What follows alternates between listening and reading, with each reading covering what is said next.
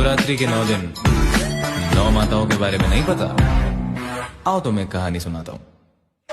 पहला रूप शैलपुत्री सती रूप अवतरित, तृतीय है ब्रह्मचारिणी शिव को जो समर्पित, चंद्रघंटा वो जिनके मस्तक पर चंद्र विराज विराज, कुष्मांडा माँ सब ब्रह्मांड को खुद से उपाजी, स्कंद माता का पंचमी सर्व मोक्ष अंतया, छठवीं माँ कात्यायनी कष्ट रोग सब हरा, काल हरे काल निवारे भूत प्रेत दर कहाँ पे, भय से भी मुक्त सदा हो काल रात्रि जहाँ पे, श्वेत वस्त्र महागौरी अष्टमी को विराजे, सिद्धिदात्री हो नवमी हाथ चक्र वो साजे बोलो।